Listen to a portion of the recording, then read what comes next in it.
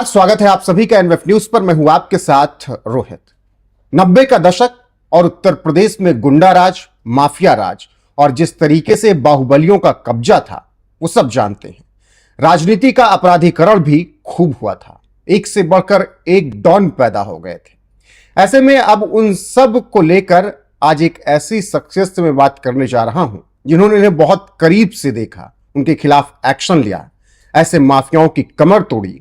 STF जब बनी तो उसके फाउंडर मेंबर रहे, श्री प्रकाश शुक्ला के एनकाउंटर में शामिल रहे और नाम उनका है राजेश पांडे जी। बहुत बहुत स्वागत है सर आपका एनएफ न्यूज पर। बहुत बहुत धन्यवाद, बहुत धन्यवाद सर। सबसे पहले सवाल, जब आपका सिलसिला शुरू करूं, रिटायरमेंट की बात की जिंदगी चल कैसे रही, थोड़ा ये बताइएगा। बहुत बढ़िया चल रही है। आपको देख के भी लग रहा होगा कि रिटायरमेंट के बाद की ज़िंदगी बिल्कुल ठीक चल रही है। मैंने बताया आपको कि मैं यूपीडा एक हमारे यहाँ अथॉरिटी है, UP expressways industrial development authority, जो एक्सप्रेसवेज, जैसे आप जानते हैं कि हमारे माननीय मुख्यमंत्री जी उत्तर प्रदेश को एक्सप्रेसवे प्रदेश कहते हैं, प्रधानमंत्री जी एक्सप्रेसवे प्रदेश कहते हैं। उसका कारण ये है कि उस पहले जैसे लखनऊ आगरा, फिर पूर्वांचल एक्सप्रेसवे, फिर बुंदेलखंड एक्सप्रेसवे और अब गंगा एक्सप्रेसवे, एक कोने से एक कोने तक जोड़ने के लिए एक्सप्रेसवे ये सब बनी। और मैं इन सारी एक्सप्रेसवेज का नोडल अफसर हूँ यूपीडा में। एक तो वो है अपना जो जैसे पहले ऑफिस आना जाना, ये ऑफिस का काम, सिक्योरिटी का बहुत ढेर सारा काम, और जो पोस्ट एक्सीडेंट जितने मेजर्स होते हैं उन सबको कोऑर्डिनेट करना, उनको देखना। और एक कमेटी बनी है सुप्रीम कोर्ट की, supreme court committee on road safety, उसके तमाम मानक हैं, उसके तमाम प्रोफार्मा हैं। एक्सीडेंट का होना या फिर यूँ कहें कि जो रोड इंजीनियरिंग से रिलेटेड अगर कोई बात है, या ब्लैक स्पॉट आइडेंटिफाई करना कि कहाँ बार बार एक्सीडेंट हो रहे हैं, तो इन सब का उसका जवाब बनाना, संबंधित को इसके बारे में बताना, उसको रेक्टिफाई करना, ताकि पब्लिक आराम से एक्सप्रेसवेज पर सफ़र कर सके। उसके अलावा आप जानते हैं मेरा अपना एक क्राइम का यूट्यूब चैनल है, किस्सा गोई के नाम से। कोई 4 साल हो गए, जब मैं नौकरी में था तब से शुरू किया था, आज भी करता हूँ। प्रतिदिन क्राइम के जो कि सत्य घटनाएं हैं, सिर्फ घटनाएं बताना ही मेरा काम नहीं है। लोग अपेक्षा करते हैं कि जो घटनाएं हम बता रहे हैं, क्या उससे बचा जा सकता था, क्या सावधानी हो सकती थी, किसकी गलती थी। इवन अगर किसी में पुलिस की गलती थी तो वो मैंने बहुत ही साफ सुथरे तरीके से पुलिस की गलतियों को भी इंगित करता हूँ मैं। ऐसे ही साफ सुथरे तरीके से आपने एक किताब भी लिखी जी, वर्चस्व जी। अक्सर जब किताबें लिखी जाती हैं, फिल्में बनती हैं, तो नामों को बदल दिया जाता है, काल्पनिक कर दिया जाता है।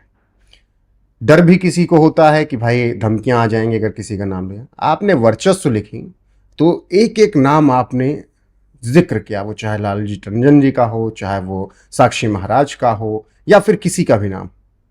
आपने इतने साफ तौर पर कैसे हर कुछ, पहली बात तो याद रखा, और क्या डर नहीं लगा लिखते वक्त ये सब चीजें? देखिए, डरने की इसमें कोई बात नहीं है, कोई बात उसमें गलत लिखी नहीं गई है, सब फैक्ट्स पे लिखी गई है। दूसरे, मेरा ये मानना है कि किसी वृतांत को लिखने में, किसी घटना को लिखने में,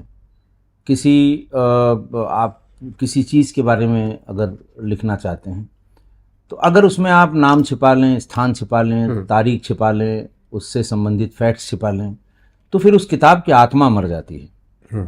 लोगों को आप ये कहें कि साहब आप गेस लगाइए, क्यों गेस लगाएं भाई? हम जब किसी चीज़ का फर्स्ट हैंड अकाउंट आपको बता रहे हैं, या लिख रहे हैं, या आपके समक्ष प्रस्तुत कर रहे हैं, या अपने जो रीडर हैं, अपने जो पढ़ने वाले हैं, उनको दे रहे हैं, तो छिपाना क्या है इसमें? हमने कभी इस बारे में सोचा नहीं। किताब आने के बाद ज़रूर कई लोगों ने कहा कि साहब ये आप तो सबका नाम आपने ऐसा लिखा है। जिस समय आई थी उस समय कुछ लोग संवैधानिक पदों पे थे, जिस समय मैंने लिखा था उस समय बहुत ढेर से लोग संवैधानिक पदों पे थे। तो ऐसा कुछ नहीं है, और कोई ऐसी चीज़ नहीं है उसमें जो कोई ये कहे कि नहीं साहब आपने ये बनावटी लिख दी, गलत लिख दी, तथ्यहीन है, या बिना तथ्यों की लिख दी। ऐसा कहीं मैंने और किताब आए हुए भी बहुत दिन हो गया, और 3 साल पहले ये जो सारे फैक्ट्स मैंने किताब में लिखे हैं, अपने किस्सा गोई की एपिसोड में, एपिसोड 6 से 26 तक श्री प्रकाश के ऑपरेशन का था, उसमें भी सब चीज़ें, सारी चीज़ें मैंने उसमें बताई थी। बिल्कुल, कभी किसी ने आपत्ति नहीं की। बिल्कुल श्री प्रकाश पे आते हैं, लेकिन उसकी शुरुआत करते हैं 90 के दशक से। 90 का दशक यूपी और बिहार, गुंडा राज और राजनीतिक गठजोड़ का क्या ये तालमेल था, थोड़ा समझाइएगा। देखिए, 90 के दशक को आप कई तरह से याद करिए। 90 का दशक था जब हमारा जो इलेक्टोरल प्रोसेस था वो ईवीएम से नहीं था, मतपत्रों से था। वो दशक था जब मोबाइल फ़ोन नहीं थे। वो दशक था जब आपको यहाँ जो हर घर में सीसीटीवी लगे हुए हैं वो सीसीटीवी नहीं थे। विवेचना के लिए आधुनिक उपकरण नहीं थे। फॉरेंसिक्स का इस्तेमाल विवेचना में नहीं होता था। इसका फ़ायदा लोगों ने उठाया। 80 के बाद में, यानी 85 से 90 और फिर 90 से 2000 के बीच में जो उस समय इलेक्शन हुए, तो उस समय के नेताओं ने स्थानीय लोगों का इस्तेमाल, जैसे आप कहते हैं बूथ लूटना, बूथ लूटने में, बूथ कब्जा करने में, मतपत्र खराब करने में, मतपेटियों में स्याही डालने में, ये घटनाएं बड़ी सामान्य हुआ करती थी।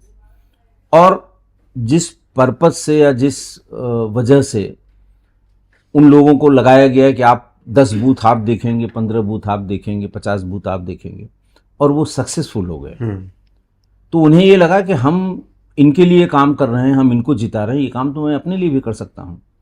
और उसी दशक में एक साथ आप शुरू करिए अगर, तो शहाबुद्दीन भी उसी दशक की देन है, अतीक अहमद भी उसी दशक की देन है, उसी दशक की मुख्तार अंसारी देन है, हरिशंकर तिवारी, वीरेन शाही, मतलब एंडलेस लिस्ट है।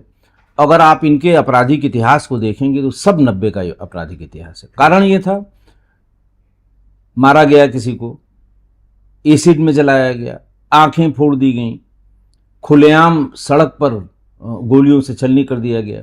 लेकिन उस समय जैसे मुकदमा लिखा है, एफआईआर आज की तारीख में आपको अगर मिलती तो कंप्यूटराइज मिलती है, सीसीटीएनएस के, तब हाथ से लिखी जाती थी।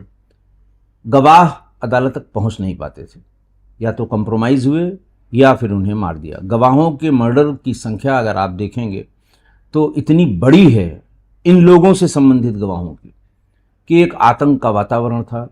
और 10-10, 20-20, 25-25 मर्डर करने के बाद भी न सजा हुई, न अदालतों में वो जो फाइल और तारीख, उन पर कोई रुकावट हुई कि तारीख दर तारीख वाला जो एक बड़ा फेमस वाक्य चलता है, तो उसमें भी कोई कमी नहीं आई।